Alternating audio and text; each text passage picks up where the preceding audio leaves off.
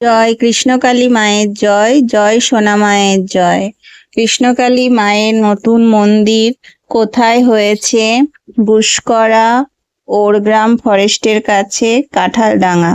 যেখানে মায়ের নতুন মন্দির তৈরি হয়েছে সে জায়গার নাম হচ্ছে কাঁঠালডাঙ্গা। কৃষ্ণকালী মায়ের নতুন মন্দির কবে খুলবে, কবে থেকে ভক্তদেরকে ত্রিশূল ছোঁয়ানো হবে, মন্দিরের কাছাকাছি কোনো ঘর পাওয়া যাবে কিনা, ভাড়া ঘর, এই সব কিছু আপনারা অনেক প্রশ্ন করেছেন। তো আমি সেই সব প্রশ্নের যতটা সম্ভব আজকের এই ভিডিওতে উত্তর দেওয়ার চেষ্টা করেছি। তাই ভিডিওটা আপনারা সম্পূর্ণ দেখবেন এবং ভিডিওটি বেশি বেশি করে শেয়ার করে দেবেন। আর চ্যানেলটি অবশ্যই সাবস্ক্রাইব করে রেখে দেবেন। নতুন নতুন আরো অনেক ভিডিও আসবে। আরও যদি কোনো প্রশ্ন থাকে কৃষ্ণকালী মায়ের মন্দির সংক্রান্ত অবশ্যই কমেন্ট বক্সে করবেন। আমার পক্ষে যতটা সম্ভব হবে আমি উত্তর দেওয়ার চেষ্টা করব। কৃষ্ণকালী মায়ের মন্দিরের ঠিকানা, এটা আপনারা অনেকেই জানতে চাইছেন। ঠিকানা দিয়ে কিন্তু আমার চ্যানেলে অনেকগুলো ভিডিও দেওয়া আছে। ট্রেনে করে কিভাবে আসবেন, বাসে করে কিভাবে আসবেন, টোটো ভাড়া কত, বাসে করে এলে কোথায় নামতে হবে, সবকিছু বলে আমার চ্যানেলে বড় ভিডিও দেওয়া আছে। তবু আমি এই ভিডিওতেও আরো একবার বলে দিচ্ছি। কৃষ্ণকালী মায়ের নতুন মন্দিরের ঠিকানা তো গুসকরা ওরগ্রাম কাঁঠালডাঙ্গা। যারা বর্ধমান থেকে বাসে করে যাবেন তারা সায়েরপাড় বাস স্ট্যান্ডে নামবেন। সায়েরপাড় বাস স্ট্যান্ড থেকে টোটো পেয়ে যাবেন। আর যারা ট্রেনে করে যাবেন তারা গুসকরা স্টেশনে নামবেন। গুসকরা স্টেশন থেকে টোটো পেয়ে যাবেন। টোটোকে বলতে হবে কাঁঠালডাঙ্গা কৃষ্ণকালী মায়ের মন্দির। তারপর প্রশ্ন হচ্ছে যে মায়ের মন্দির কখন খোলে, কখন বন্ধ হয়।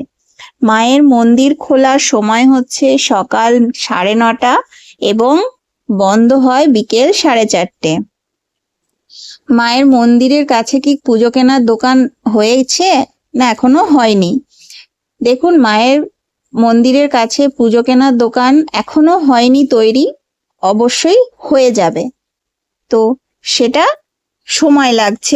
এখন যারা মাকে পুজো দিতে চাইছেন, আপনারা পুজোর জন্য যা যা লাগবে, ফুল, মিষ্টি, ফল, যা দিয়ে পুজো দিতে চাইবেন সেটা কিন্তু আপনাদেরকে আসার সময় নিয়ে আসতে হবে। মন্দিরের কাছাকাছি এখন কোনো দোকান তৈরি হয়নি। মন্দিরের কাছাকাছি কি কোনো খাবারের দোকান তৈরি হয়েছে? না, এখনই সেভাবে ভাত খাবার কোনো হোটেল তৈরি হয়নি। তবে হ্যাঁ, হালকা টিফিন করতে পারবেন সেরকম দোকান, অস্থায়ী দোকান আছে। কিন্তু ভাতের কোনো হোটেল এখনো তৈরি হয়নি, নিরামিষ ভাতের হোটেল তৈরি হয়নি এখনো। কিন্তু হালকা খাবার দাবার পাবেন, টিফিন জাতীয় খাবার কিন্তু পাবেন। তারপর প্রশ্ন হচ্ছে যে ত্রিশূল কবে থেকে ছোঁয়াবেন মঙ্গলা মা? তা বাৎসরিক পুজো হয়ে গেছে, তো ত্রিশূল ছোঁয়ানো হবে। আপনারা যারা ত্রিশূল ছোঁয়ানোর জন্য আসতে চাইছেন তো আপনারা আসতে পারেন। আর আগের মতোই কি সোমবার দিন মায়ের মন্দির বন্ধ থাকবে? হ্যাঁ, সোমবার দিন মায়ের মন্দির বন্ধ থাকবে, মানে ত্রিশূল ছোঁয়ানো সোমবার দিন বন্ধ থাকে।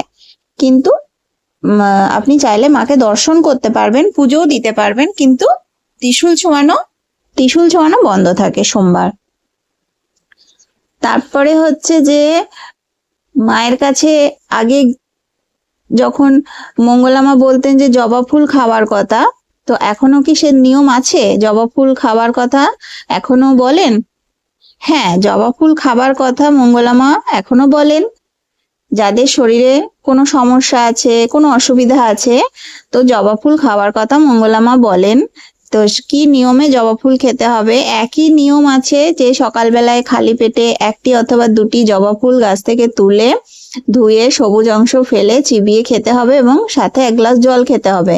এবং আপনি যে কারণে জবা ফুল খাচ্ছেন সেটি কিন্তু অবশ্যই জবা ফুল মুখে দেবার আগে অবশ্যই মাকে মনে মনে জানাবেন, তারপর জবা ফুল মুখে দেবেন। আর যারা জবা ফুল চিবিয়ে খেতে পারবেন না তারা ওই জবা ফুল বাজার থেকে কিনে এনে অথবা গাছের ধুয়ে শুকিয়ে সেটি মিক্সিতে পাউডার করে রেখে রোজ সকালবেলায় একটুখানি করে খেতে পারেন।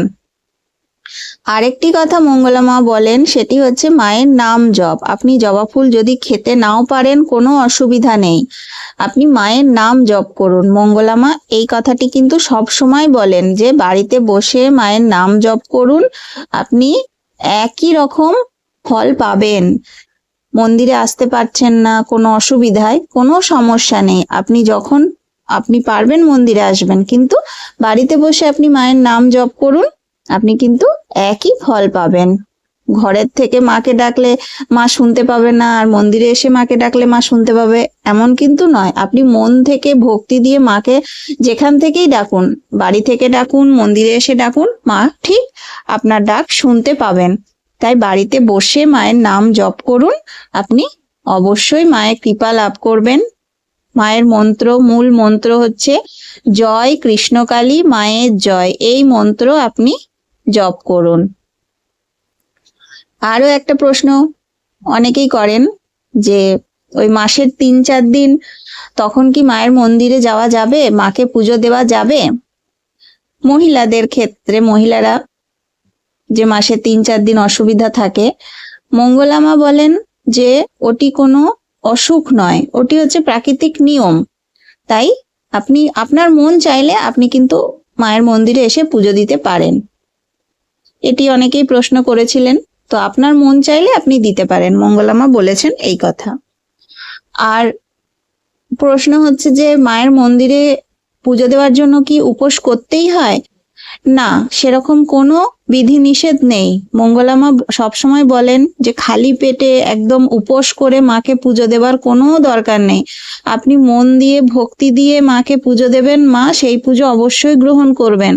খালি পেটে সারাদিন কিছু না খেয়ে শরীরকে কষ্ট দিয়ে মা কখনোই সেটা চান না।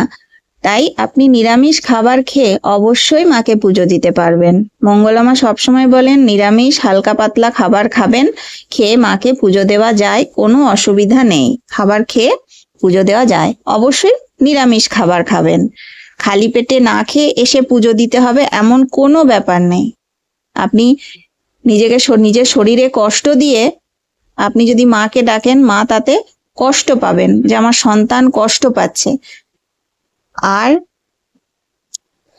সায়েরপাট থেকে টোটো পাবেন, সেখানে টোটো ভাড়া হচ্ছে 25 টাকা, এক একজনের 25 টাকা। আর গুসকরা স্টেশন থেকেও টোটো পাবেন। আর ঘর ভাড়ার কথা যারা জিজ্ঞেস করছিলেন, এখনই মন্দিরের কাছাকাছি কোনো ঘর ভাড়া পাওয়া যাবে না। গুসকরা স্টেশনের কাছে হোটেল কিংবা ঘর ভাড়া পাওয়া যায়, কিন্তু সেটা মন্দির থেকে একটু দূরে, গুসকরা স্টেশনের কাছে। আর মন্দিরের এখন কোনো এসব আস্তে আস্তে সব তৈরি হবে, কিন্তু এখনই কোনো ঘর ভাড়া মন্দিরের কাছাকাছি পাওয়া যাবে না। এবং মন্দিরে জলের ব্যবস্থা, ল্যাট্রিনের, বাথরুমের ওইসবের সব সুন্দর ব্যবস্থা আছে।